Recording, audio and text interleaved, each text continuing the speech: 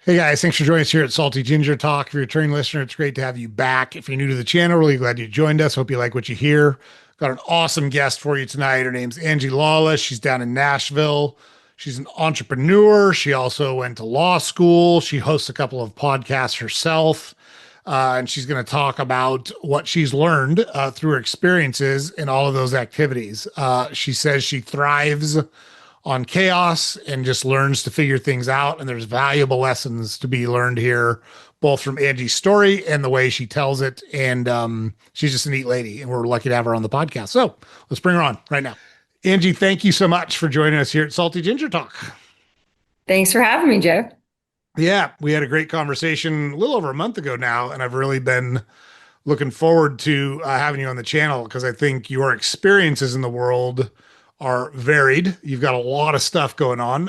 In your bio, you describe yourself as thriving in chaos, and you've got a lot of irons in the fire. And I think there's a lot of lessons to be learned for our listeners out there. And things haven't always gone great. Like all the rest of us, things have gone. You've had varied results in the things that you've tried, Yeah, just like I have. And I've always been candid. People ask me about how come you're successful. I say because I failed a lot. That's how I'm successful. that's right. Because I We fucked up a fail to lot of stuff. success. That's right. I have fucked up You a have to lot of shit in be, my day.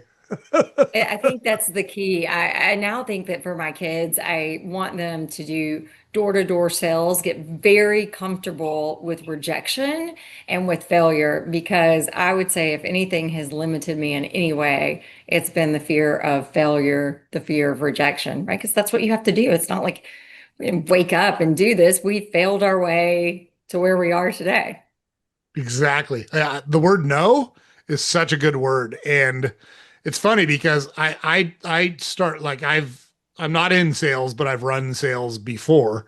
And you want no. You want your customer to get comfortable saying no because then they'll listen to you because they feel good. Like I can say no to this guy. It's no problem. At least I'll hear what he has to say. So like instead of calling someone and saying, hey, um, uh, can I talk to you right now and putting them on the spot? I'll say, hey, is this a bad time?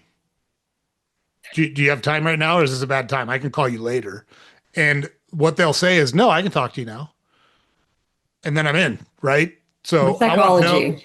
yeah, I want no right up front. I want no out there right up front so they have control, or at least they feel like they have control, and then we can get into stuff, right? So it comes from my failed high school dating career. I heard no a lot. I wasn't Well, afraid to I do ask, but think I got that answer a lot.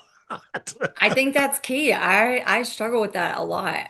So even to this day, I struggle with like, yeah, tell me exactly what you think, but maybe sugarcoat it a little.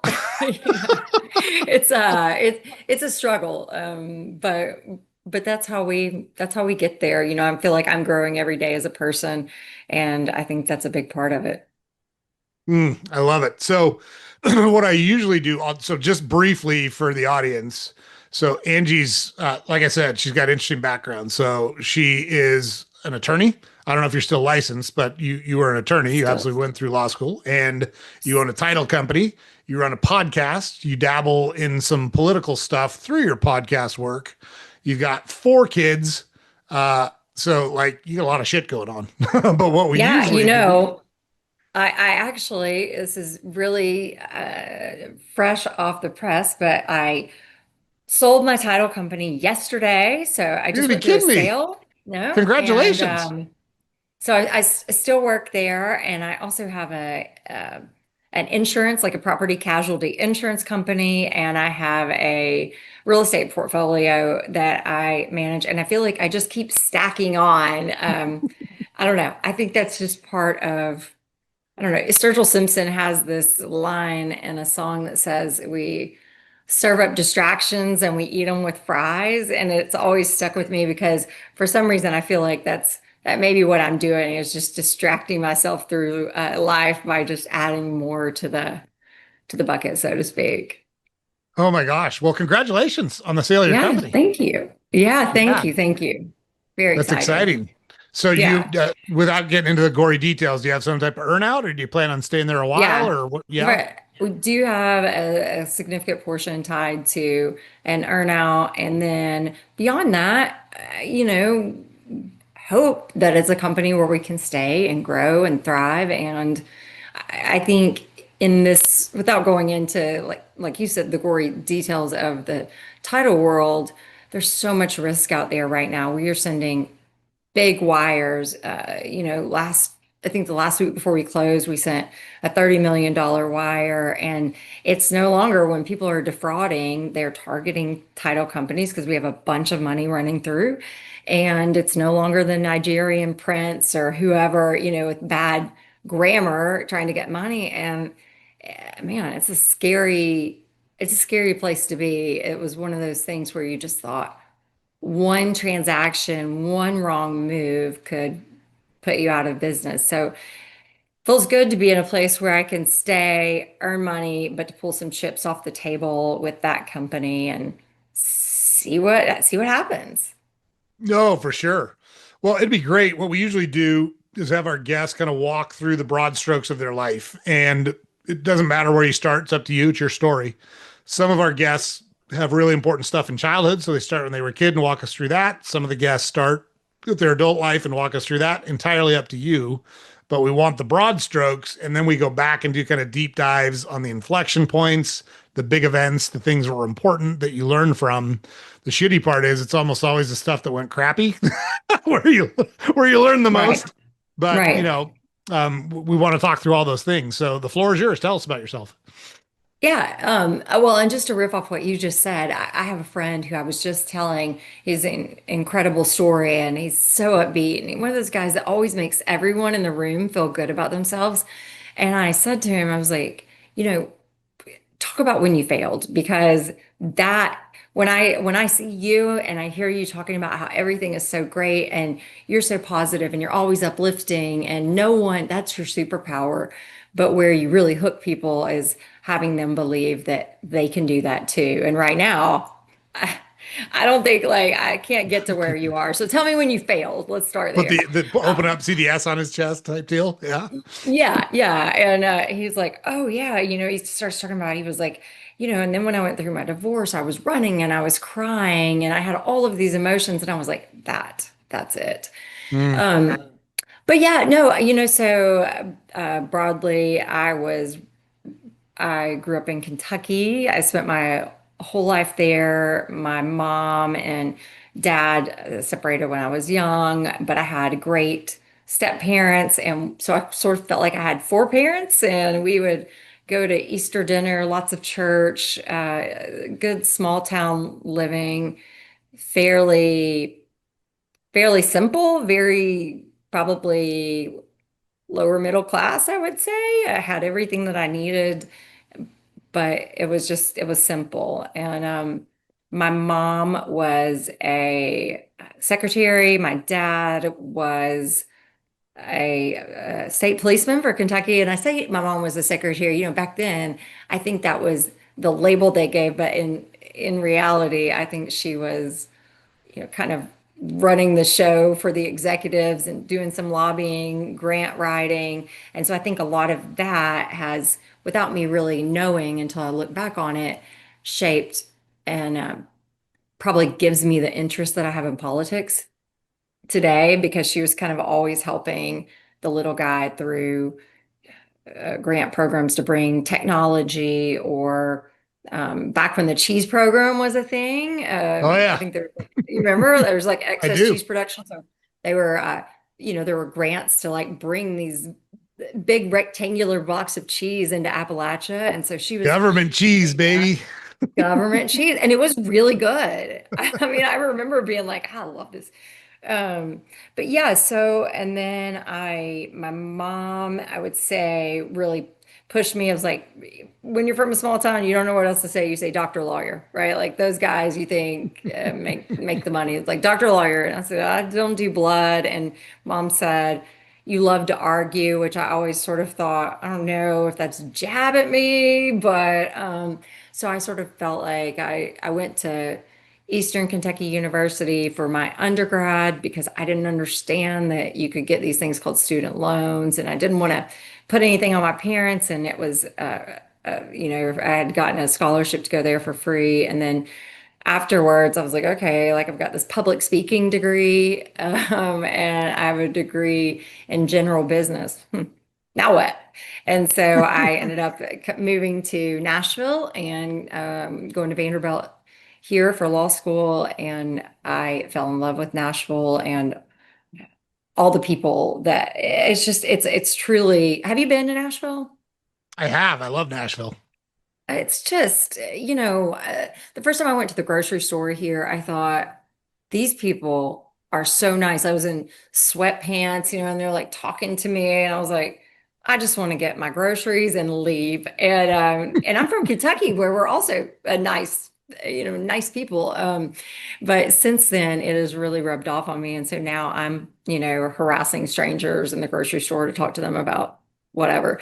So anyway, so that brought me here. And then I graduated law school, went to work for a large law firm, a large, regional law firm. And from there, I was doing M&A work, working with fantastic people. And I just wasn't fulfilled. I didn't particularly love the work. I loved the M&A work. I didn't really like the security side of things.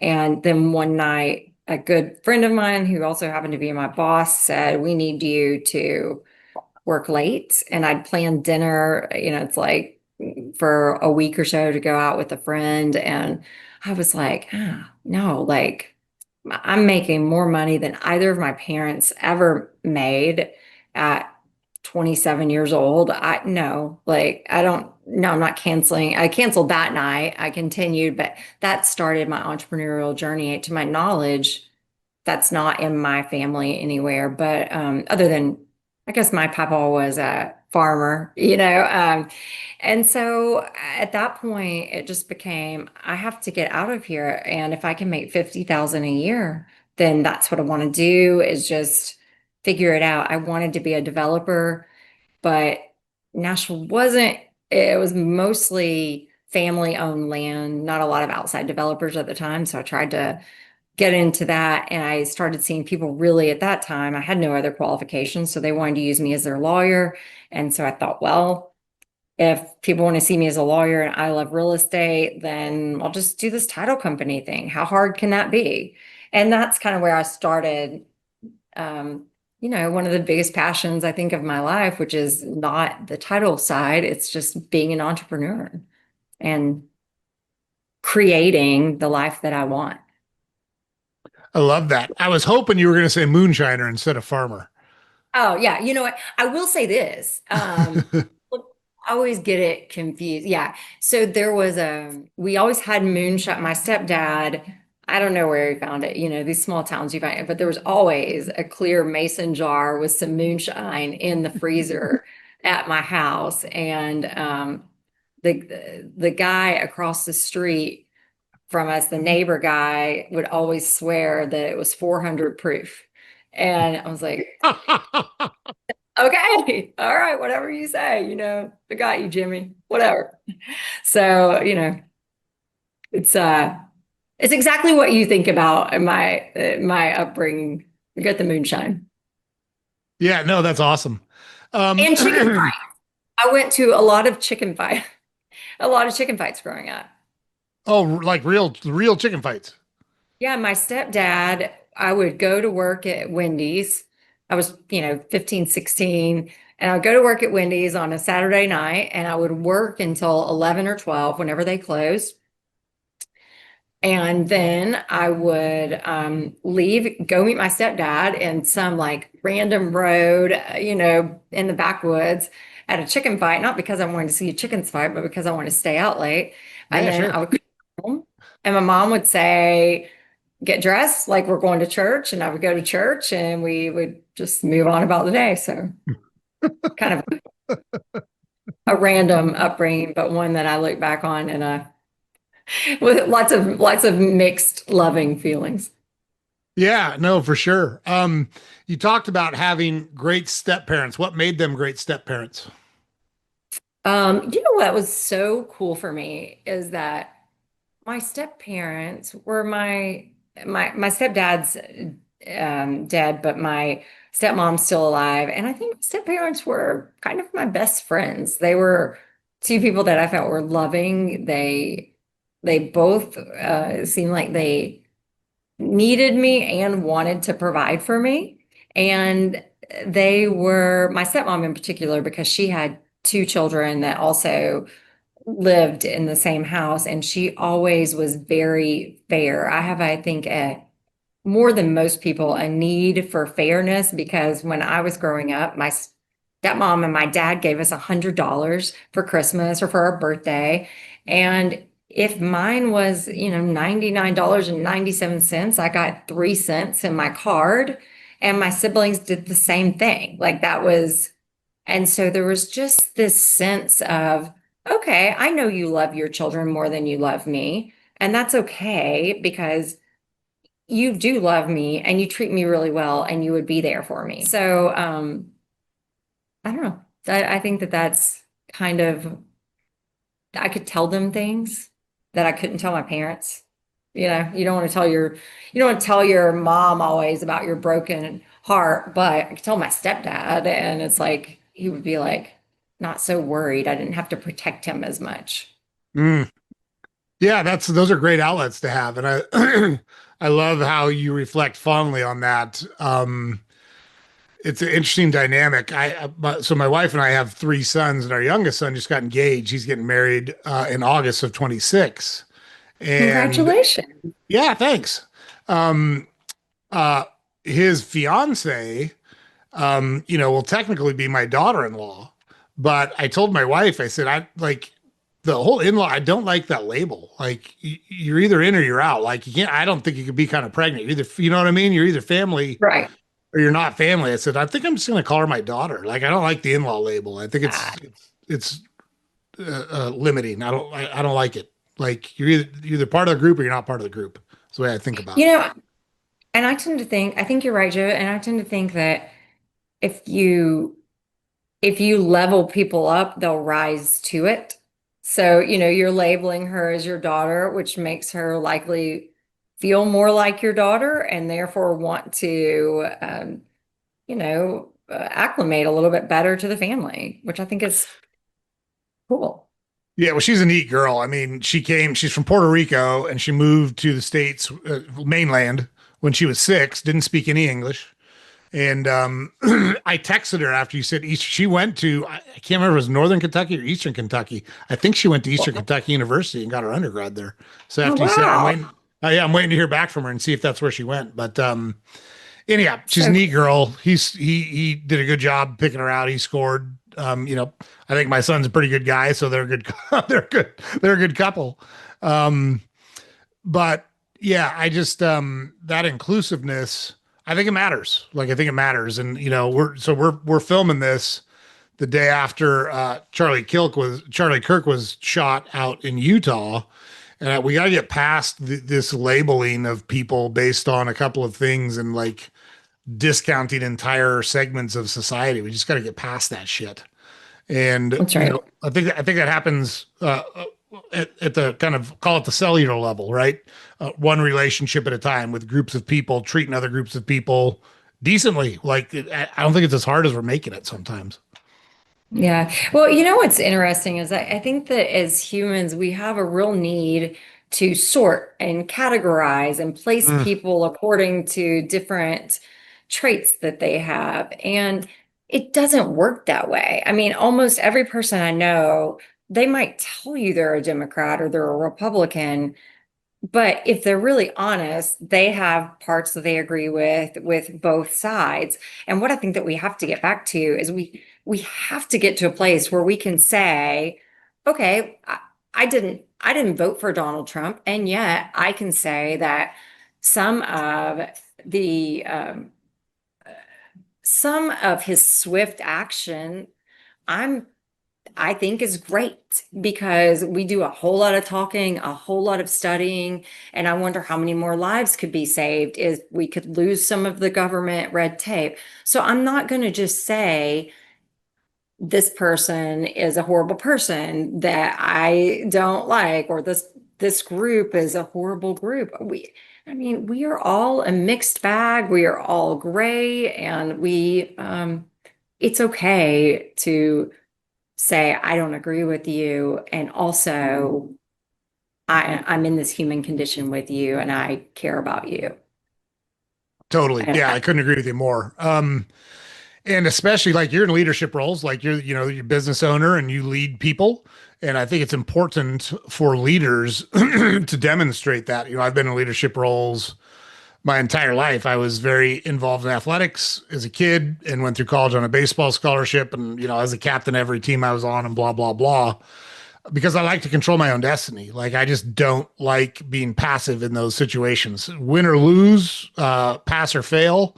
At least I know I had control over it and I can deal with the right. failures. It sucks. Don't get me wrong. It fucking sucks when failure happens. Like I'm not excited about it, but it's a Yeah. lesson I was fortunate to learn from baseball. And it seemed like high stakes at the time because I played Division 1, so you play in front of 3,000 to 4,000 people sometimes, and I was a Yeah. pitcher. So like if you throw a pitch and somebody hits it 450 feet over the fence, that's instantaneous feedback. You did not do a good job, and you got a Right. bunch of people screaming at you. They give you another ball while that guy circles the bases. And you got about 30 seconds to gather yourself. You don't have time to feel sorry for yourself. You don't have time to whine and cry about it. It's time to go again in about 30 seconds. And if you don't want to do it or you're not ready for it, they'll just come take you out and put another guy in. You don't want that because you want to be in the game. And so Oh, it's I the have no, worst. I mean, yeah. I watch that and I'm like, these pictures, like they come out there in a very public, ceremonious way, right? And they're like, okay, you failed. Now we're gonna like, parade you out. That's where you have learned early on, part of it, I'm sure, to take failure with a grain of salt, rejection with a grain of salt and move on. Yeah, it's just feedback. And that's what I try to explain to people is you took actions and you got an outcome. If you liked the outcome, keep taking those actions. If you didn't like the outcome, take different actions.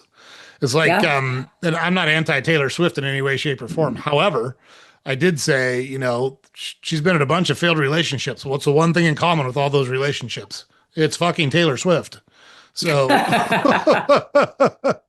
Yeah. Well, I'm not going to throw stones, Joe.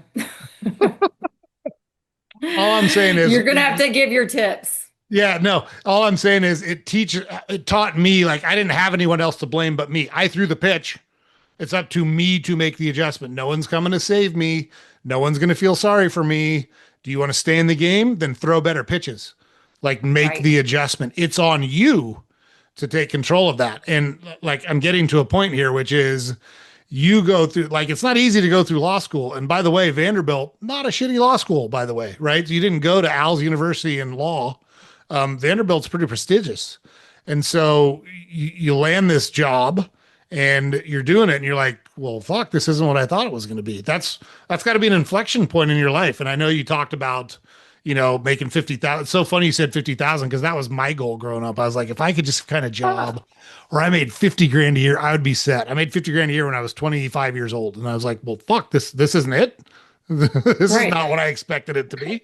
But how do you get to that point and then make the decisions that you made? Like that couldn't have been easy to do. What was your thought process there? I think that's the beauty of youth. I think that we don't think as much. I remember being like, talking to my future business partner, but at that point, he was also working at the firm and he was my boyfriend at the time. And I said, like, I'm getting out of here and I'm going to do it on November 22nd because I don't want them to think that I took advantage of taking the Thanksgiving holiday paid. That was always like a pet peeve of mine, like I'm wanting to leave in an honorable way.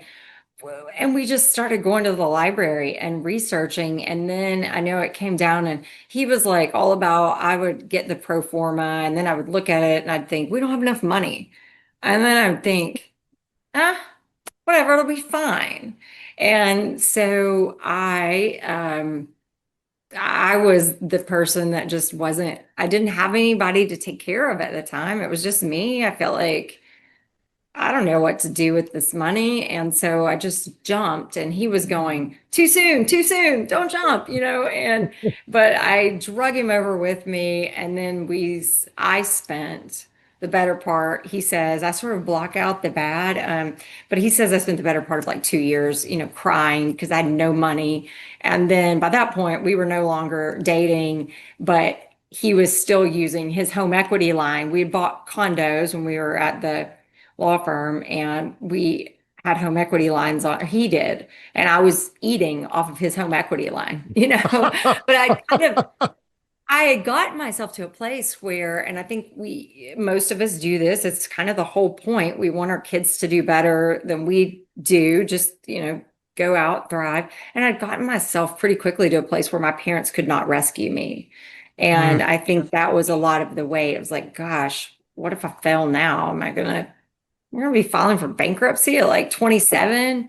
But that's the thing, you don't think as much then. I thought I want to do what I want to do. I don't want to get on an elevator to go to work. I don't want to park in a parking garage. I just want to go to work and like have a good life. And I wanted to create. I've always had a strong sense of, I think, mortality and that I don't have that many days left. And so anytime I'm doing something that doesn't feel good. I mean, if it's part of the process and working towards something, I get it. Like I can do hard things. But if it's something and I don't get the point, I'm not going to do it very long, no matter what it is, because I don't know how many days I have left and I don't want to spend them in a crappy way. Did you have that same kind of awareness of mortality as a young child? That's a good question. I don't know, but I do remember as I got older, sensing a lot of that in my dad. That I think he has a lot of that. But I wonder because I was raised Southern Baptist, we were always in church, and there's something to be said for ignorance being bliss. I think when I went to Vanderbilt, it was there were all of these people from all over that I'd never been exposed to. And I think the purpose of law school is to teach you how to think and to teach you how to think with an open mind. And man, I think that was the big mind shift that kind of really messed me up because I started seeing things in a really different light. And I was like, oh, wait, you mean there's not only that everybody doesn't believe in this God? Like, this is not, oh, and it started challenging everything that I'd been brought up on. And I Mm. think that's a scary place to be when you thought, oh, well, no biggie. We die and then we're going to go and hit the streets of gold and it's going to be great.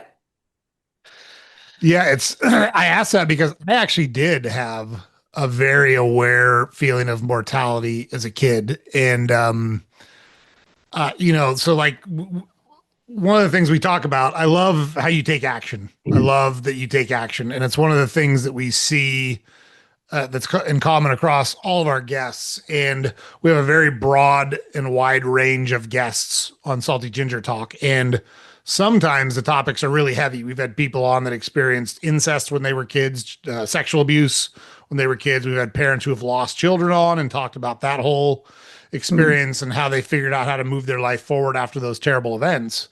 And the one thing they all had in common was they took action. And I've always been an action taker, and mine has always been driven by exactly what you just talked about. Like, I don't want to miss an opportunity because I don't know how many of them I get. Like, I don't, like, you're not guaranteed anything. And I knew that very young. Like, I felt that like viscerally very young. And so I always explain to people that courage can only be demonstrated when you're afraid. And I'm more fearless than I am courageous. I think I'm too dumb or too confident or some combination of the two to know that I should be afraid of things. And I caveat that because I say that and people think, oh, it must be nice. No, it's not always nice. I wind up doing some Right. stupid fucking shit and in some shitty situations that if I just would have had a little bit of fear or a little bit of trepidation, I could have avoided. And so it's Right. not all rainbows and unicorns just kicking the door in and seeing what's behind it because sometimes it ain't fun what's in the room where you kick the door in. Um, but you got to take action, and you don't know where it's going to lead you. And that's what I love about your story is you just keep taking action. It's led you to a pretty good spot. Again, not without its challenges. You already talked about going 2 years and eating off your ex-boyfriend's home equity line of Yeah. credit, right? Yeah. That's I not an paid awesome him place back. to be. Paid him back. All of it. Of course, of course. But when you're in that situation, it doesn't feel like you're ever going to pay him back, right? You're like, fuck, how do I get Right. out of this? What's the path out? That's the thing is when you're at that age, the numbers look so big. You just can't imagine. And then you're like, oh, like if I could go back, I'm like, why didn't I just like take a, why didn't I go to a different college? Not because it was a bad college, but because for me, it was so close to where I grew up and I didn't, I didn't have the same college experience. I just was sort of between home and college. And I think, man, I might would have saved myself a lot of painful experiences later when I was trying to like get all of my college days out if I had actually Mm, just done it in college. But yeah, for sure. Um, so you start the title company. Things are kind of plugging along, I think is the right way to say it. Like it's yeah. not terrible, but it's not, taking off on you. You've Mhm. never owned a business before. How did you figure out how to build the business from where it was? Like what steps did you take? What actions did you take? What was your thought process to get from where you were to where you wanted to be? We've already talked about it, right? I failed. I mean, that's just, I failed. And as you fail, people teach you sometimes in harsher ways than others. But, in the title business, I kind of felt like, I remember we tried to get a company in town, another title company that would, I mean, I tried to work for one, like to get some experience, and they wouldn't hire me because they said that I had too much experience. Like I guess, the law firm was, and I ended up thinking, well, you know what? There are people out there that are not as smart as me doing this. I can figure it out. And I think I've been blessed to have a lot of confidence in my abilities, whether they were there or not. Not so much in my personal life always, although I've finally gotten there now, yay. But on the professional side, I'd always made straight A's. I'd always worked hard, and I just felt like I will outwork you. I will Mm, fail and I will go again. That whole thing where it's like I can fail three times and get it right on the fourth time in the time that you spend thinking about starting, something like that. That's how I am. So I think it was just failing. yeah. I love that you said that because it's so important to understand. And the way I try to get people to understand this is I use walking, right? So none of us stood up as kids and walked across the room. We were laying there and then we'd pull ourselves up and topple over. And then we figured out how to sit up and then we could pull ourselves up on stuff and we'd fall over. Then we'd try to take a step, we'd fall over. At no point in that process did anyone say, oh, I don't know, maybe you're just a crawler. Maybe walking's not for you. Just forget it. Just crawl. You can crawl the rest of your life. Right. And it would never occur to us as, whatever, 9 month old, 1 year old, 12 or 15-month old, however old you were when you started walking, to not try. And you never looked around and go, hey, did anyone see me fall? But that's exactly what we do as adults. Like, even if you're just Right. walking down the street and you toe pick on the sidewalk, the first thing you do is look around and go, oh, did anyone see me look stupid? Hey, newsflash, Yeah. you're gonna look stupid a lot in your life. I've made a great fucking career out of looking stupid in certain situations and then figuring it out. I've determined that, and I don't know exactly how to know when you're around these people other than you just know, I've got maybe one, maybe two people in my life where I can really be okay being really stupid, making like the worst mistakes ever, right? And I'm like, oh, that's okay. It's just you. And so I feel like that's how I know the people that really have my my heart is through that.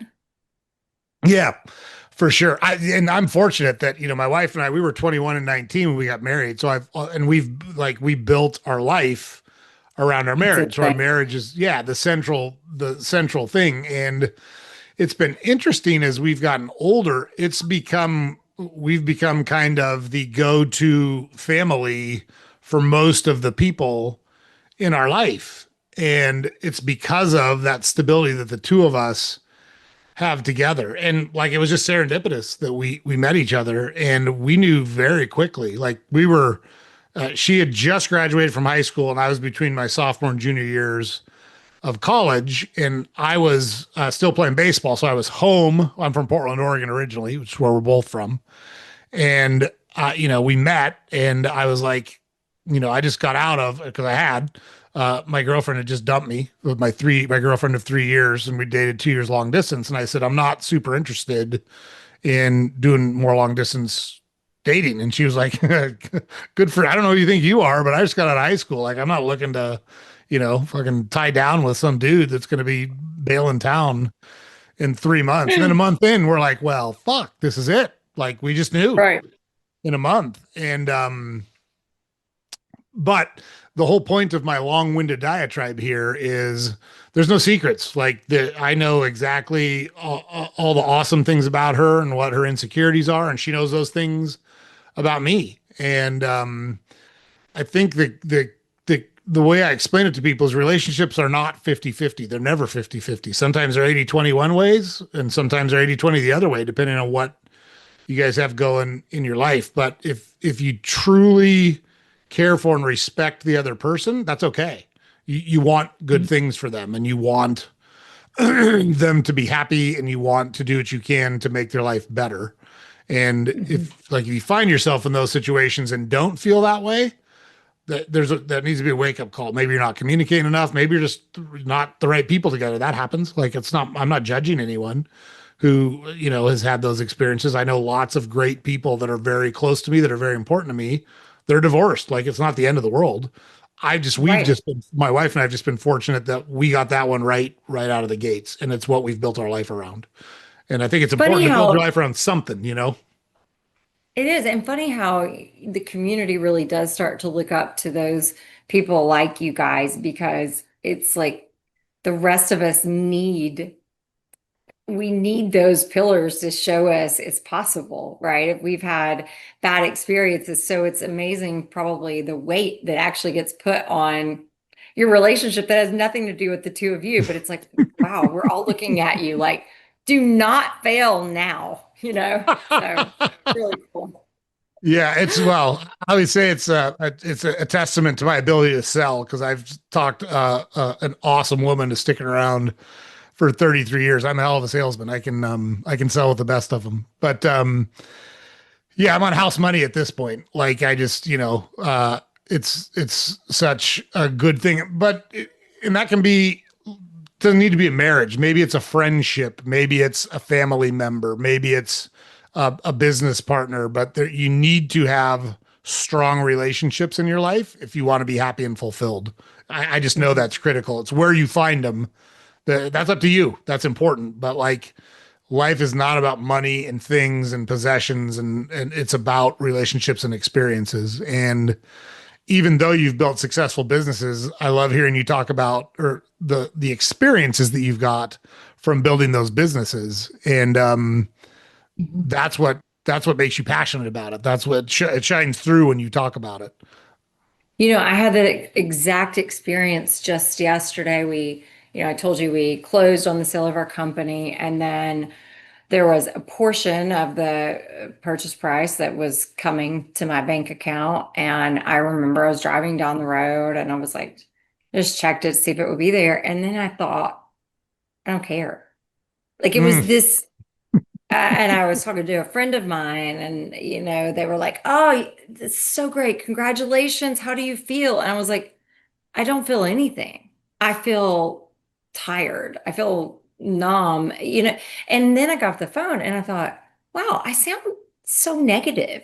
What's wrong with me? This is like I should be proud."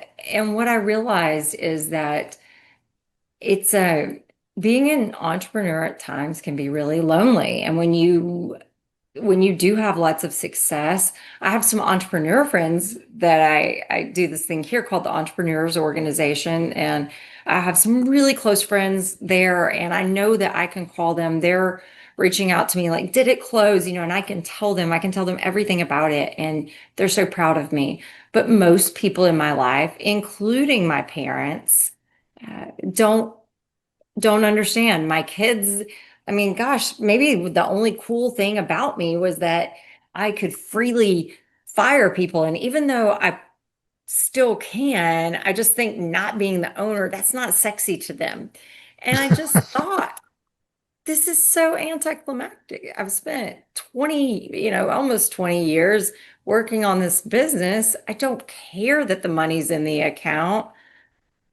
And okay, like I'm just gonna go back to work. So you're right. I think that was a very lonely moment for me because I just felt like, I wish I had somebody that really understood, that was by my side, that I could go and celebrate this with. And even though I said I had those friends, they're spread out, and I could, there's just nobody to go home to that I thought would truly understand it. And frankly, I didn't. My husband, we're currently separated, and he is a wonderful guy, but he wouldn't have understood it. And so I Mm, think you're right. You have to find your tribe, your people, and that's everything. yeah, for sure. Well, and you facilitate some of that, right? So you do at least, I think you do two podcasts, right? I know you do the real estate Yeah, one. Yeah, but you have yeah. another one too. Well, talk about your Mhm. real estate podcast. What made you start that? That was more driven by this feeling of, if if we could make our clients, if we could add value for our clients by bringing value to their business, helping them become more profitable, then we could get loyalty as side as a benefit of that. And I always say, like, give first and you'll receive it later.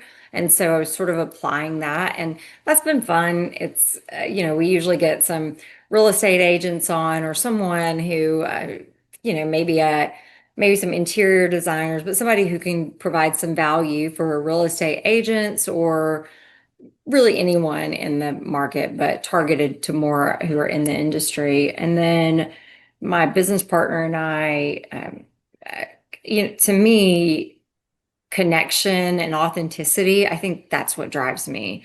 And Mm, so my business partners, I have two, and we had written a book. Everybody says like, oh, you should write a book. And we're like, write a book about what? Title insurance. And so we were just like, that sounds terrible. We'll just write kind of a coffee table book about Nashville, and we'll do interviews around the city and with, kind of those in industries that make it go. And so we wrote this book, which I did not enjoy the writing process, but we did tons of interviews, and I loved that.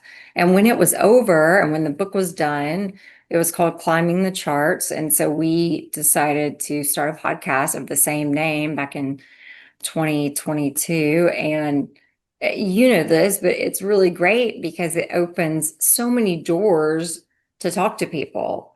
And I just feel like that's exactly the reason I do it. It's selfish. We don't get paid for it, like mm. paying money out to make it. It's not the point. The point is that we are learning, it's feeding our mind. We can open almost any door we want, and we're connecting with the community around us, which it feeds our soul in a way that few things will. Yeah, that you're exactly right. That's why I do the podcast. And it's my full-time job. I'm the CEO of a company that owns and operates grocery stores in Chicago, but I look around at our society and it just feels like there's a void of leadership and there's so much lack of connection. And it's self-imposed. in my opinion, at least. We do so much on screens and so much on social media, and it, it doesn't have to be that way. I'm 53, and when I was young, if I wanted to ask a girl out, I had to call on a landline. It was still a rotary phone at the time, by the way. And I didn't know who was going to pick up. There was no caller ID. There was no voicemail or any of that stuff. You had to be prepared to talk to whatever Stacy Johnson's dad if he answered the phone. And like, if I didn't make it past Stacy Johnson's dad, I wasn't asking Stacy Johnson out. So, sending Stacy Johnson a picture of my junk wasn't going to cut it back in the day. You And had no way to do it either. exactly. By the way, to all men, nobody wants a picture of your junk. If someone says they like it, they're being polite. It's fucking disgusting. Quit doing it. However, it forced you to learn how to relate to people, and it forced you to learn how to interact with people and how to talk to people and be comfortable in multiple social situations. And we've lost a lot of that as a society. The first time I really noticed it, so I spent about 15 years at the largest grocery wholesaler in the country, and I ran a group there one time. The entire job was to find costs and reduce costs, find redundancies, reduce costs, right? It's good business. Yeah.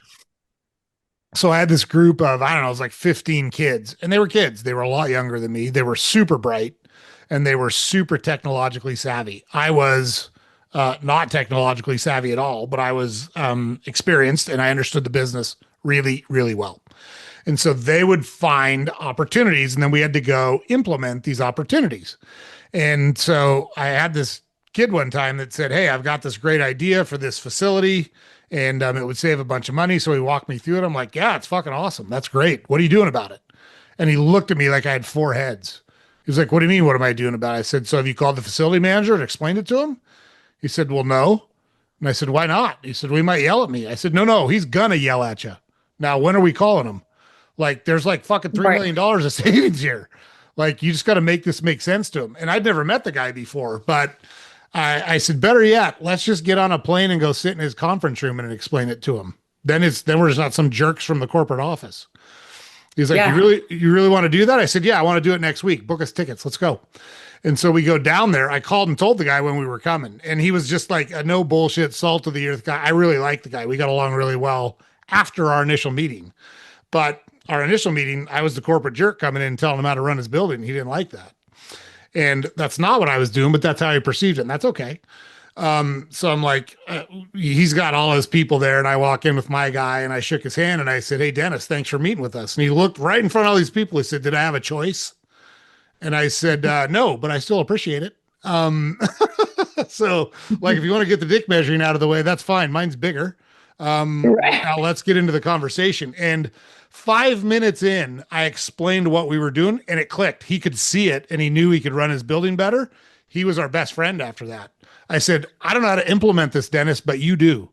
I said, "We know Right. it'll work and you know how to make it work. So let's work together to get this done. What do you say?" He's like, "Well, I don't know why we're still sitting here talking. Let's go start on it now." I said, "Music to my ears. Let's go, buddy. You lead the way. I'll work Yeah. I'll work on the receiving dock. I don't give a fuck. I just want to get stuff done." Yeah. But I see, there's a guy that I know here, and he's a real estate agent, and I'd say, "Hey, listen, like, we'll wire your funds to, your brokerage, or we'll, drop off your check to the bank." And he's like, "No." He's like, that's how I get my business. Like, I go places. And so he didn't want us to drop his check off. He wanted to take it in the bank. And now that I've gotten to a place where, yes, I mean, I still run myself ragged, but I really take that into account. And if there's any way that I can go do it and walk in and talk to the teller, I mean, I went to the UPS store the other day, and the UPS guy's giving me a bottle of wine and we're taking a picture together because I like now to go in and meet people and just understand who they are. And there's a lot of joy in that. yeah, I think it's so important. And I think it's the single biggest contributor to my success in the world is my ability to relate to people from various backgrounds in various positions. I'm just as comfortable and well received on a receiving dock as I am in a boardroom. And I don't say the same things in the same way in those two situations. I'm the same person. I'm very direct. I'm very straightforward. I don't lie. I'm too stupid to lie. I can't remember all that shit. So if you just tell the Right. truth, you don't got to remember nothing. But if I'm speaking to a group of owners or executives, they want bullet point information. They want to know what the situation is and what you're doing about it. That's it. That's all they want to know. Mhm. If you're on a receiving dock, they want to understand why they have to do all this stupid shit that makes no sense to them. So you have to explain it to them. So, like when I would go into facilities, I would explain, we would do what's called forward buy.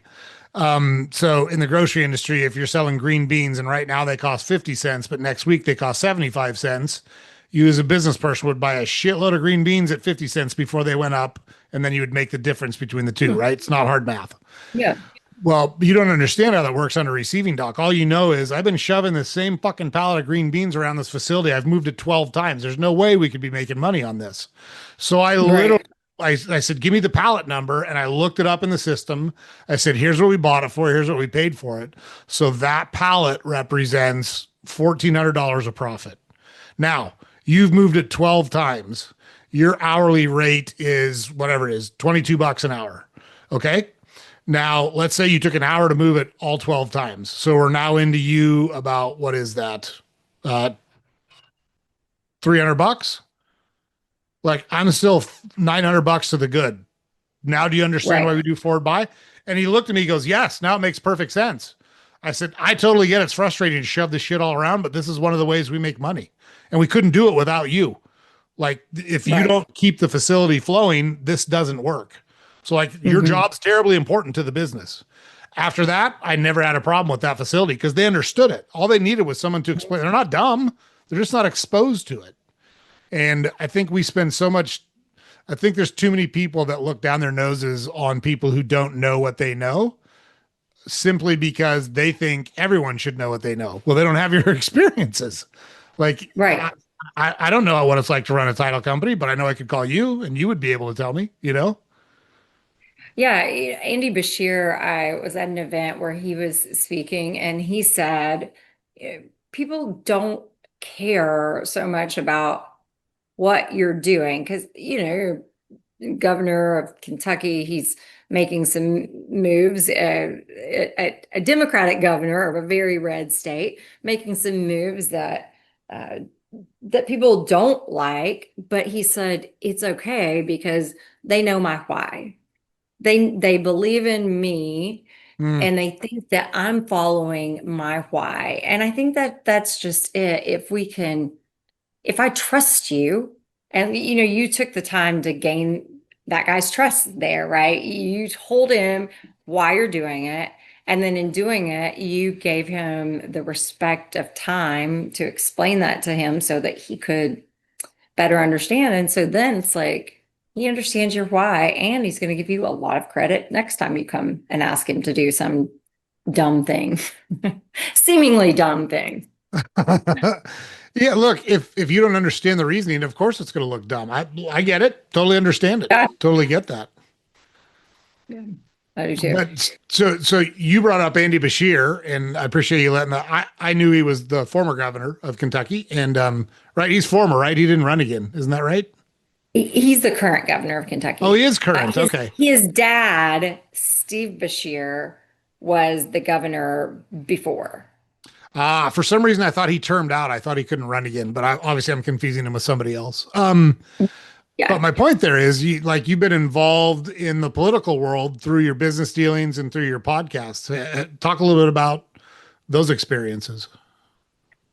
Yeah, we really got, our podcast that we do called Climbing the Charts is just it's mostly Nashville and the local interests. But there was a mayoral race a couple of years ago, and our current mayor was in between two terms, and everybody assumed he would run for a second term.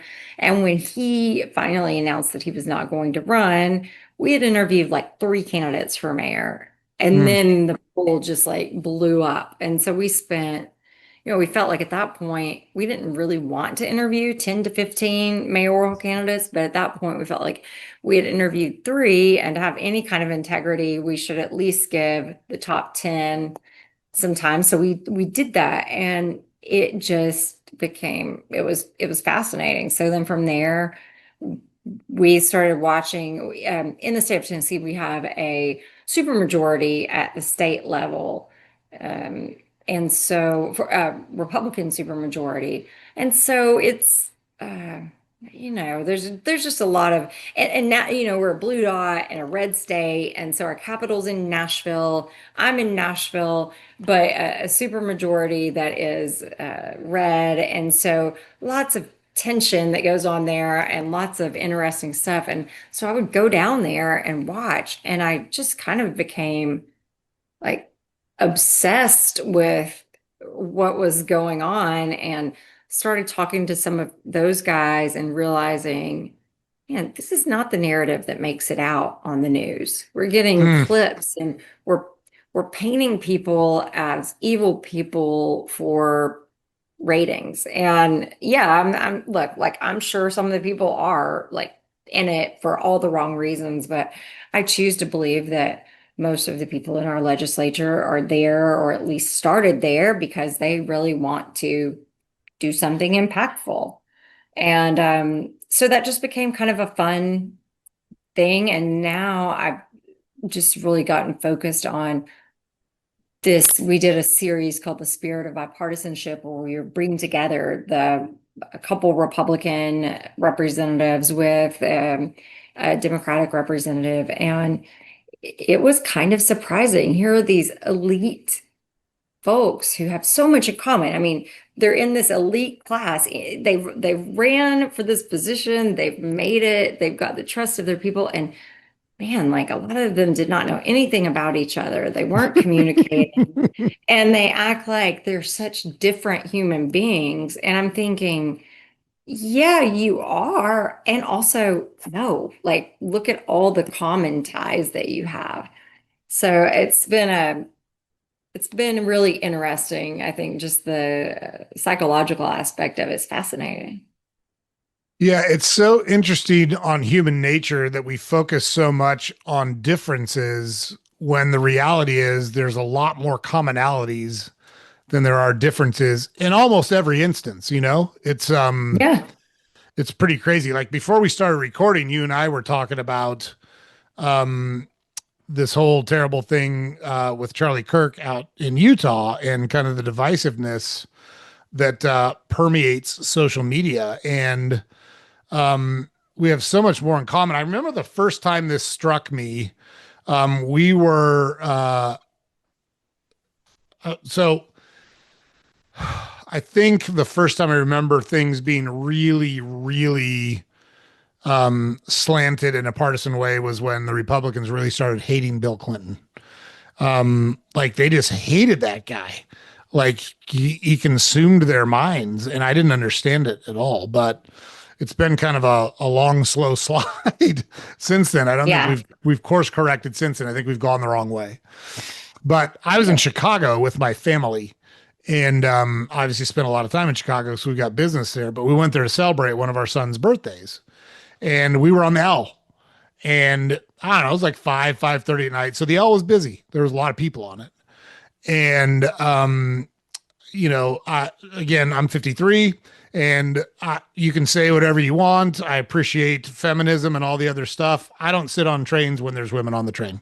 If I'm sitting and a woman standing, I get up and I give her my spot. And I noticed that as someone elderly would get on, someone else would stand up and give them that spot. And when people got on and off, people would hand each other bags or they'd get out of the way. And this was old, it was young, it was black, it was Asian, it was Hispanic, it was rich, it was poor. It didn't matter. It was just people trying to go about their day and get home to their families. And I remember thinking, we're being fed a bunch of shit on the news because all you see on the news is two people of different colors or political persuasions or classes screaming at each other. That's the minority. That's not what's actually Right. happening on Main Street America. And we need to do more of what you did, which is bringing people together and going, hey, did you guys know you have this in common? Go. right? Yeah, because that's just it. It's so easy to judge when you're not putting yourself in those positions. But how silly that because of one characteristic, like, so you're saying that there's a difference between me and my neighbor because of the color of our skin. I mean, this person's had, yeah, there's differences, but they've likely had very similar experiences to me. They've grown up in the same neighborhood, the same area. I think it's more about where we grow up and who is in our lives. But yeah, we need to characterize and label, and so often it's on what we see, which is it's silly.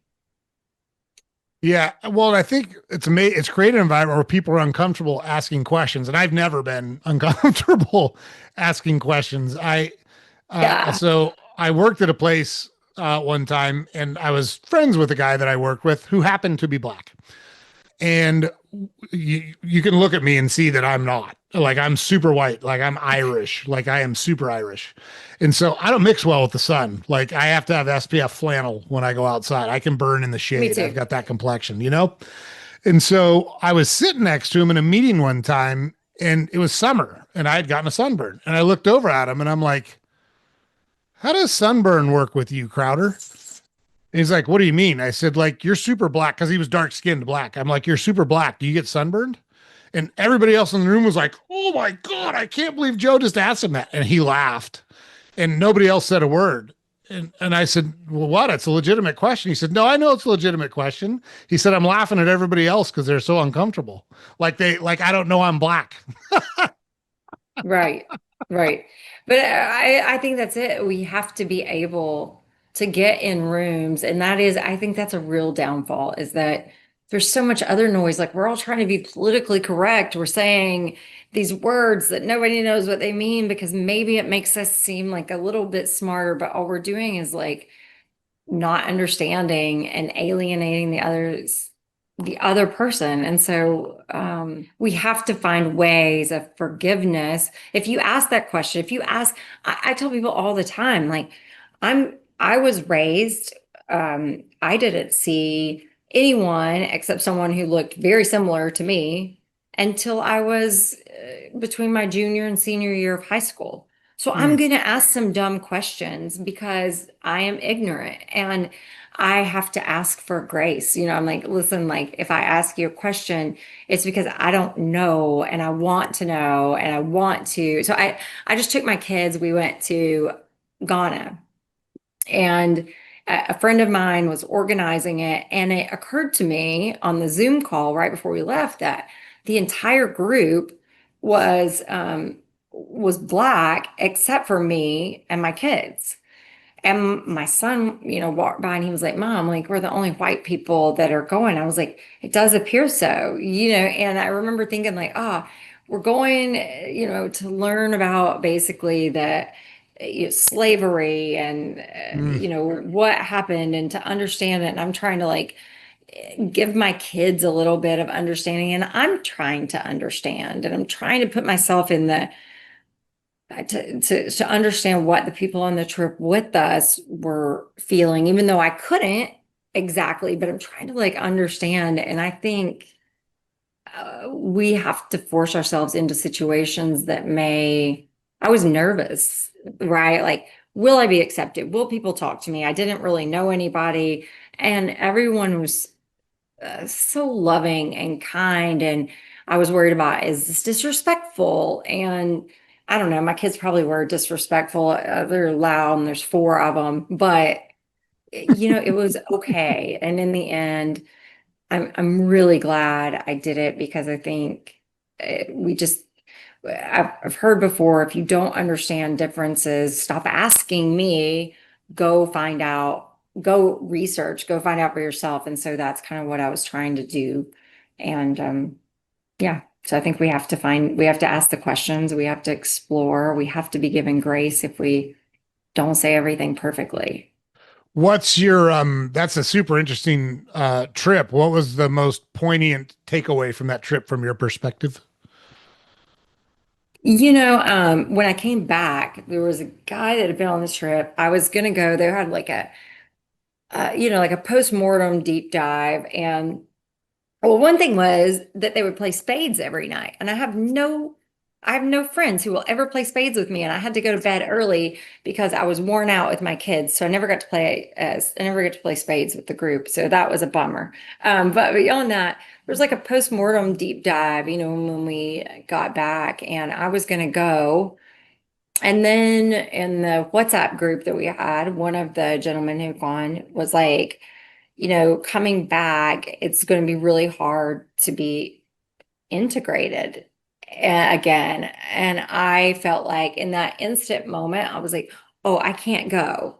Like, I'm the white person, and this person is like gonna have a hard time with that. Well, what I missed is it wasn't that. That was a place of happiness and Mm, people with not very much who were happy, and they were living a freer life, and in a lot of ways it felt good. And so coming back to America and being integrated had nothing to do with color. I was putting that in my head, and after I sat on it for like a week or so, and I realized, then we went out to lunch, and I said, that's not what you meant, was it? And he's like, no, that wasn't what I meant at all. I just, that felt like home. It felt great. And now I'm coming back. And so it was just really, um, I think those are the gifts that will keep on giving. There were, of course, plenty of just, kind of following the path of where people were taken into slavery, where they were, walked to take their bath in the river before the slaves were then taken to the auction block, and then the door of no return where they were shipped out away from their families on ships to different places. I think all of that is very, very powerful, very hard to understand, but the lessons that I'll keep taking are just the ones that I learned from the people that were on the trip with me. mm. It's slavery is such a hard thing to wrap my mind around. The thing about it, it's so prevalent. Like it's been everywhere around the world for centuries and centuries. And I don't get the thought process. Like at no point would it occur to me, hey, you know what? I'm gonna go make those people do whatever I want. Like Yeah. I don't understand it. And it's but it's got to be a part of human nature because it's happened literally everywhere, and it's so hard to Yeah. understand. You know? Yeah. And I'm not really sure. I didn't dig back far enough, but I wonder, to have something to do, like if you are a criminal, if you are, doing bad things, did it start along those lines somewhere, and then but it just became, I feel like, kind of such an accepted, when you look at humanity and you wonder, like, how could we be here? How could we be assassinating a young man to sort of bring it full circle? I just think, you know, that was a very common practice and just kind of okay for a long time. So it's Everywhere. amazing what humans can rationalize as being okay. Yeah, for sure. So you said four kids. They're going to be living in a very different world than the one that you came up in. What's I guess what's your biggest fear for them as they move out into that world, and what is your biggest hope for them as they move out into that world? I mean, you know, my biggest fear is that with the privilege that they're given, that they don't understand how lucky they are, that they're not grounded in that way. I think as a parent, I don't know if I've done a good job in that. I've done the best I Mm, can.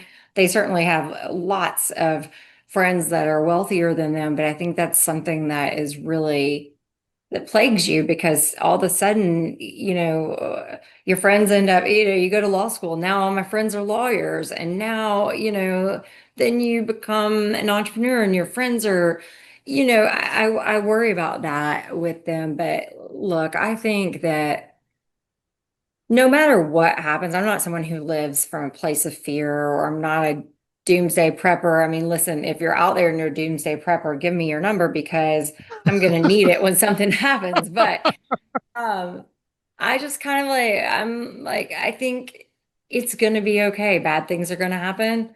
Great things are going to happen. And I think that I've given them everything that they need to be prepared for it. So let's just hope that, let's just hope they find the grounding to turn into whatever they want to do. Yeah, that's the hard part about parenting is like you don't know for 20 years if you did, if you did a good job or not, you Right. know? Right.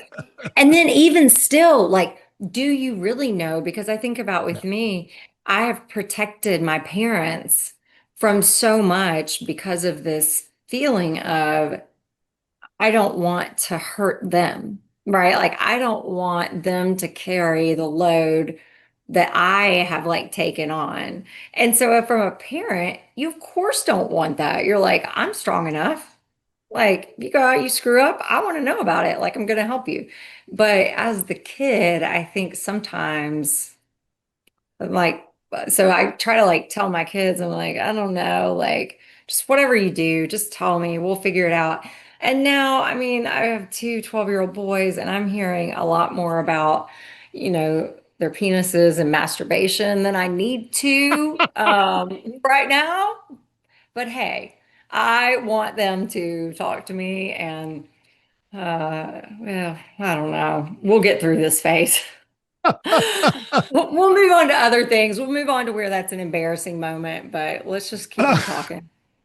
Oh my gosh, yes, that's awesome. Look, there is I raised three of them and I was one at one point, so I can speak with authority on this particular topic. There is no dumber life form than a teenage boy. Like that doesn't exist. The monosyllabic grunts, the dead Yeah, I mean, eyes, the open mouth stare. You're just like, Jesus, what are you doing? Are you there? Did you hear what I said?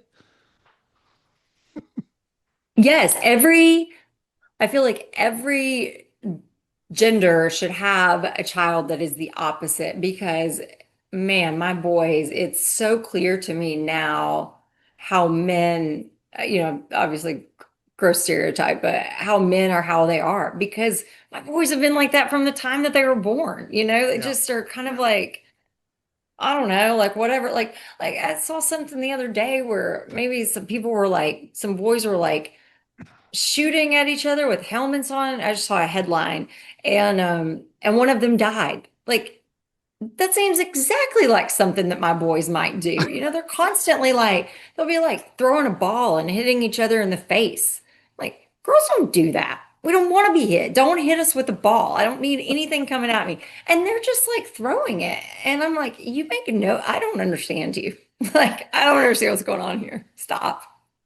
See, yeah, that's the problem is that women way overthink it when it comes to men. We are idiots and we've always been and will always be idiots at our core. So, like to try to apply higher thought to these ridiculous actions that we take is a complete waste of time. There's no higher thought there. There's no higher thought there. It's I not know, there. I know. And then men are so like shocked. They're like, God, why would you think that about like you think I'm that terrible? It's like, yeah, because if I'd done that, I would have a lot of meaning behind it, right? Like we think it through. And like when we do something, it's got meaning. Like we Yes. intend to send a message. Yeah. Yeah, totally. It's funny because I was talking to my wife about something like that earlier today, and it was actually around like this whole Charlie Kirk situation. And like I think I told you before we came on, I usually pre-record podcasts and then we just run them on a schedule. But with this happening, I felt strongly about saying something like at least for our listeners to kind of think about things. And it was about stopping hating people. You got to stop hating people. You have to learn to find the good in people because there's good in everybody. And like you referenced it earlier, that's the first point is nobody's all good or all bad. Nobody. Right. And one of my favorite Abraham Lincoln quotes is, I cannot stand that man. I need to get to know him better. And I that's love an approach. that. I take that approach. I don't think about it. I do it. So if I sense someone's being aggressive towards me or I'm rubbing someone the wrong way, I go towards it. I don't run away from it. I don't hide from it. I don't try to sugarcoat it. I will literally just say, it seems like you're upset with me. It seems like I did something to piss you off. You want to tell me what it is? Like Yeah. that approach usually works. I don't do it in a confrontational way. I don't do it in front of people. I try to create an environment where they can just open up and be honest with me Hmm. and tell me what it's about so that I can learn more about them. And then I always try to find common ground with people. And there's always common ground with people. Like, let's just say you and I met on the street. You have 4 kids, I have 3 kids. There's a lot of common ground there. Just That's right. situation of being a parent gives us common ground from which to start.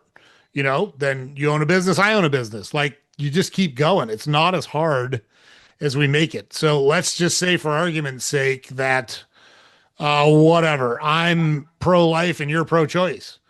We don't have to focus on that one thing that we see differently. We've got all these Right. other things in common. And Yeah. we should still be able to have a conversation about the things we disagree with. And like you got to learn to disagree without being disagreeable. That's not the way to do it. It's not Yeah. you have to ask yourself, do you want to be right or you want to be successful? And too many people are focused on being right instead of successful. I think it's a big problem. I wish I could take back about, the first 10 years of my career and I just think about how everything was a big deal and I was just, I needed to be right. And I'm like, it just looking back on it, it makes me cringe. I'm just like, why? What was the point? So much energy spent.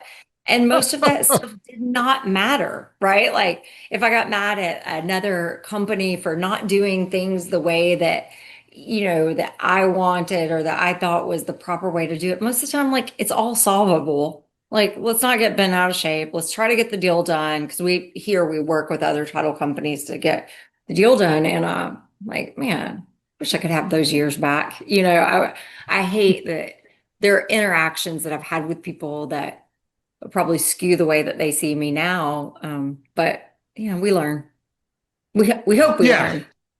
Yeah, that's all you can do, right? Is you try to learn, and the only comparison that people should make is to the person they were yesterday to today, and then the person they are Yeah, tomorrow to the person they are today. All the other comparisons are total bullshit because I I'm not you. I didn't travel the path you traveled. I didn't have the experiences that you had, and you didn't have mine. So, like comparing yourself to me or myself to you, or insert 2 other people doesn't matter. That's not the point. You and me is not the point. Any 2 people are the point. There's no comparison there. And when it boils down to it, the thing about it is the only thing we have control over is right now.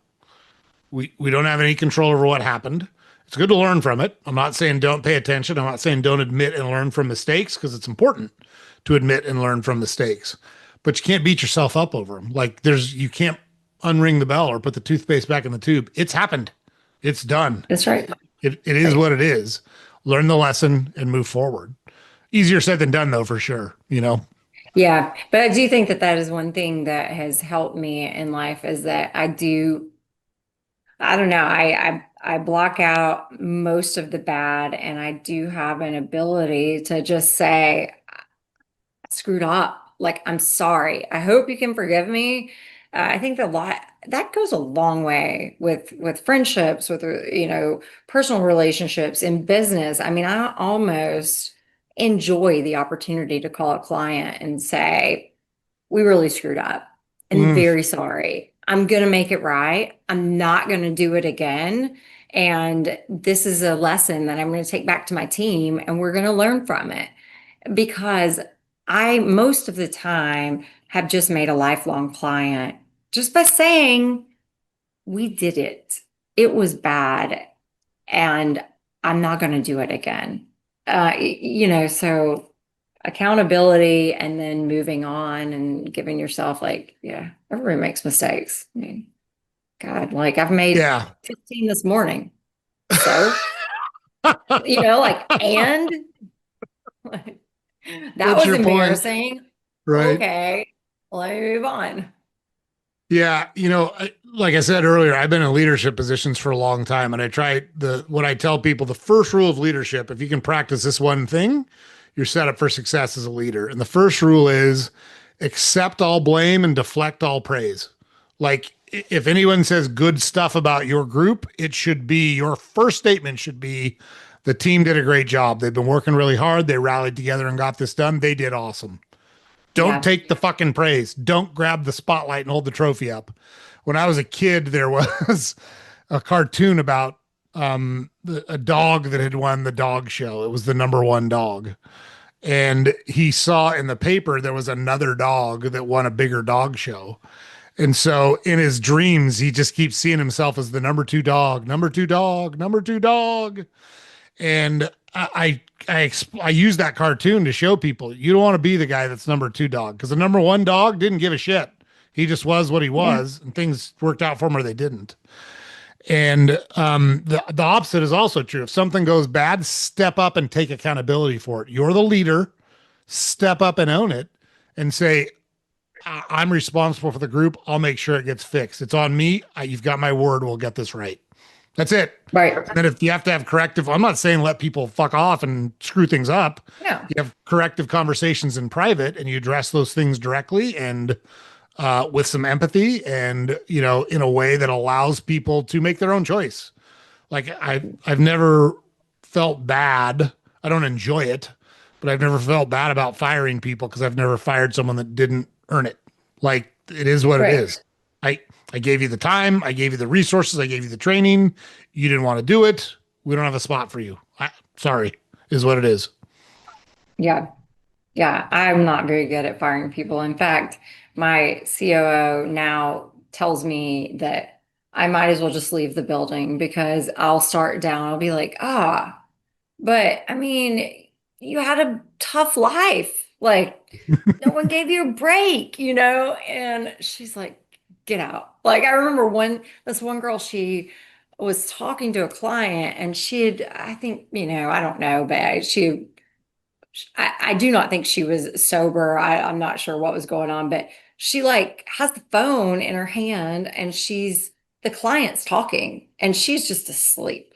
And Oh so we're Jesus. like, what do we do? And so my business partner goes out there and he takes the phone out of her hand and he just hangs it up. He's like, I don't know how we're going to recover from this. So we're just going to we'll deal with that later. And then we start talking to her and they're like, you were trying to hire her back after we fired her. Like, this is not, we can't have this. And so, but you're right. I mean, that's the downfall of a company. Like you give people the chances, you treat them fair, you show them the metrics, make it clear so that they know what their measuring stick is. And then if they can't, meet it and you've given them a reasonable metric stick, then man, they've got a place out there for them, but it's not singing in this choir. Like you got to get to a different group.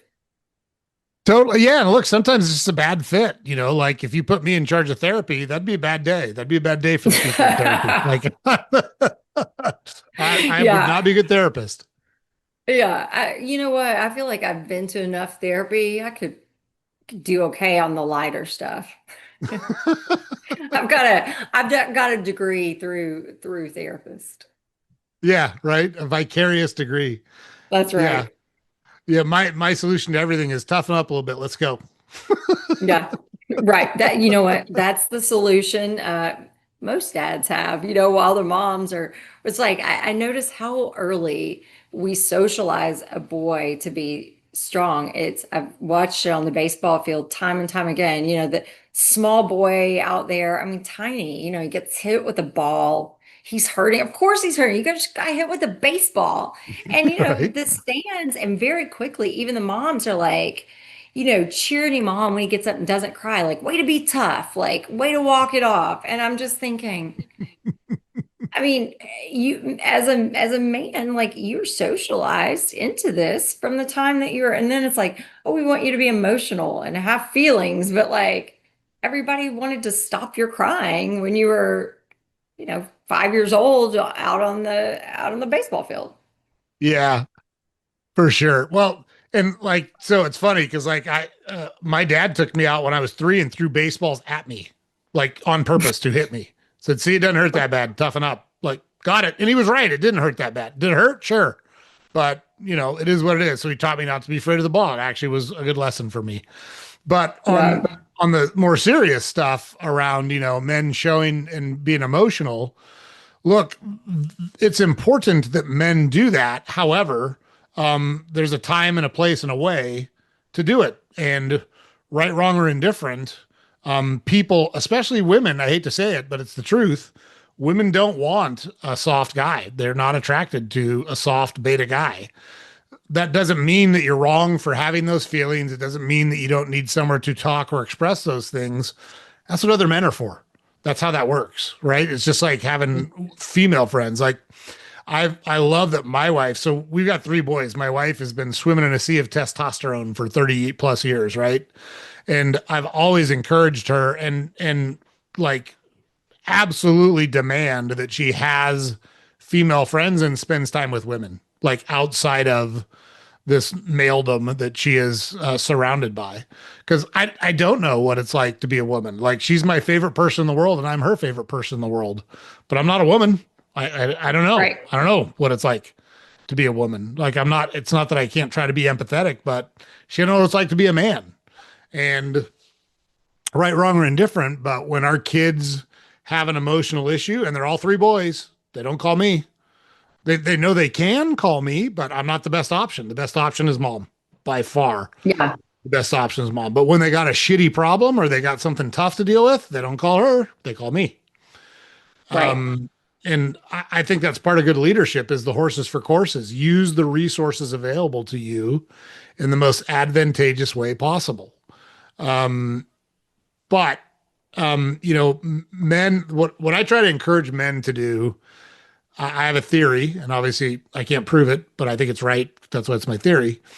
Men relate better in situations when they're shoulder to shoulder, not face to face. Women love to be face to face and talk to each other and read emotions and read what's going on. Men communicate better like at a sporting event, sitting on the bleachers or in a car ride or in a golf cart or watching a game together. And Hmm. that's where they're much more likely to open up. So I try to create situations like that with men in my life. Let's, just get in a car and go somewhere. They'll start talking at some point. Let's go Yeah. golfing. Get in a golf cart. They'll start talking. You can ask them a question. They'll start talking. If it's what they feel like is an non-threatening, non-judgmental environment, they'll start talking. Hmm. And so I Right. think part of it is creating situations where people feel comfortable to talk about the things that are bothering them. Absolutely. I think so too.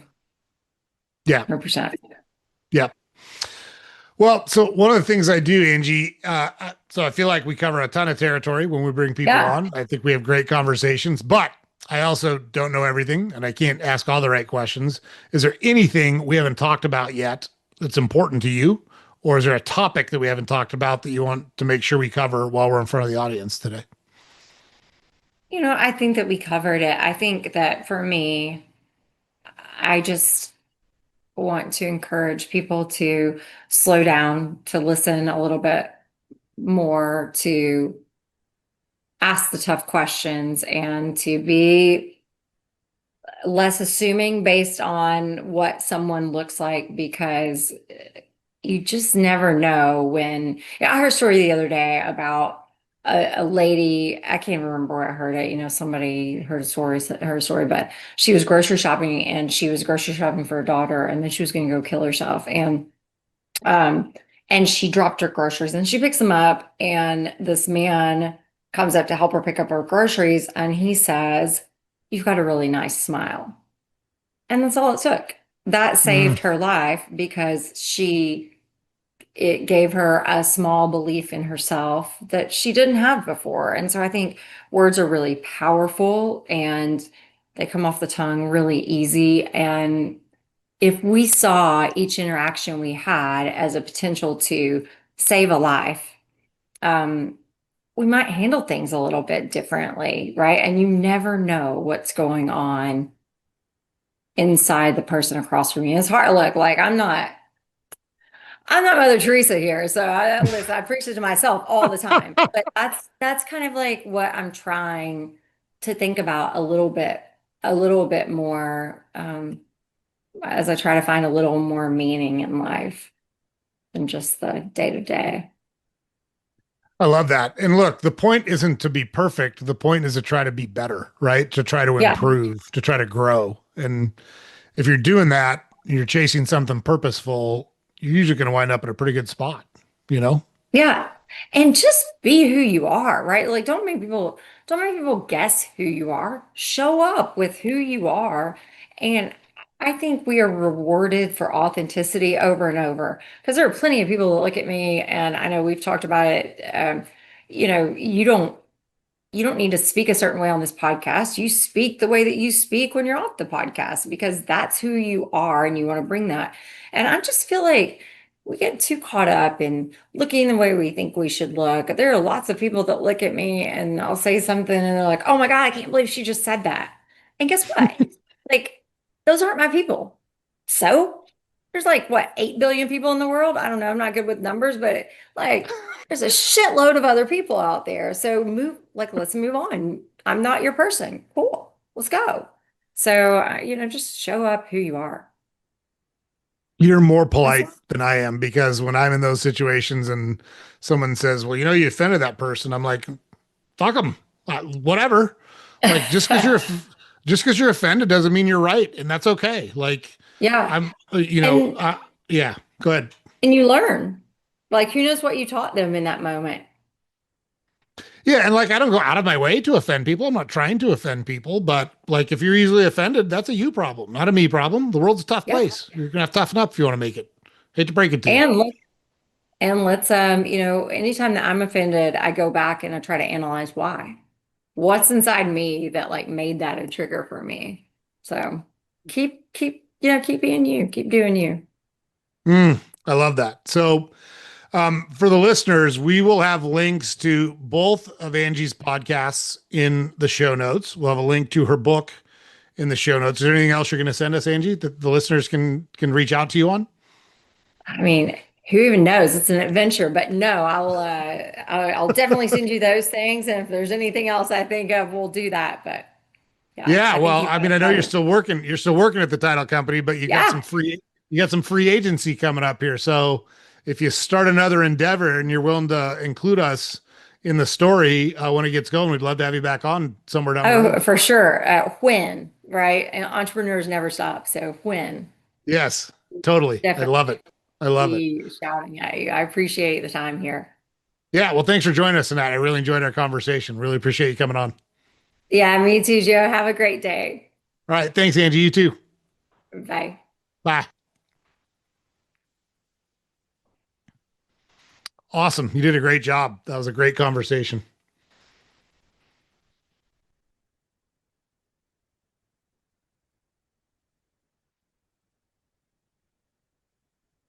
Ooh.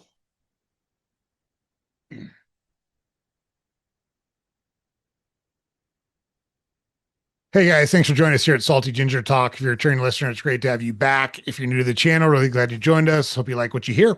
So we've got a great guest on tonight. Her name is Angie Lawless. She lives down in Nashville. She Oh, sorry. Sorry, Joe. oh no, it's all good. No, it's all good. And the I sun stay is on and like do the starting to. no worries. I stay on and do the intro and outro anyway, so I was still on here. But anyhow, Okay. great. Great Okay. conversation. You did a great job. Really appreciate it. Yeah, well, that was awesome. Well, thank you so much for the opportunity. I really appreciate it. And yeah, I'll definitely like do all I can to promote it when it comes out. Yeah, for sure. And yeah, make sure you send us those links because I want to make sure Okay. our listeners have access to all that stuff too. Because Yeah. I just had a woman that was on. Someone watched her episode and booked her as a keynote speaker for an event in New York. Oh, stop. That's After amazing. the yeah, it's pretty cool. So Mhm. Yeah, anything we can do to help. Like we have high quality people on the podcast, and we want to be able to, to help in any way that we can for those people. So we want to do the same for you. Yeah, well, that's awesome. Well, I really appreciate it and appreciate your time and just hope you have a great rest of the week. Yeah, you do the same. Appreciate you coming on. All right. Talk to you All right. soon. Bye. See ya. Okay, guys, there you go. So Angie did a great job. Loved having her on. Love her approach. Like, take your shots, figure it out. Slow down a little bit, get to know the people around you, overcome differences, bring people together. What a great message. Like we said, we'll have links to both her podcasts in the show notes, her book that she wrote with her partners, also in the show notes. And really appreciate her coming on. Congratulations to her again. She, like she said, she just sold her business when we were recording this, and that's a huge accomplishment for those of you that don't own and or build businesses. To successfully build and sell off a business is a huge accomplishment. So kudos to Angie and her partners for accomplishing that. That's super impressive. We're happy she was able to share that news on our podcast. So great job by her. James puts it up over here every day. Head over to our website, saltygingertalk.com. All the podcast episodes are there. Links to all the social media accounts are there. We publish a newsletter every weekday. You can subscribe to there, and make sure you like, share, comment, subscribe to our podcast or whatever platform you consume it on. We're going to keep finding awesome people like Angie. We're going to keep giving you great tips and tricks so you can build a life of meaning and purpose that you want. Make sure you don't miss any of that great stuff. Catch our next episode. We will see you there.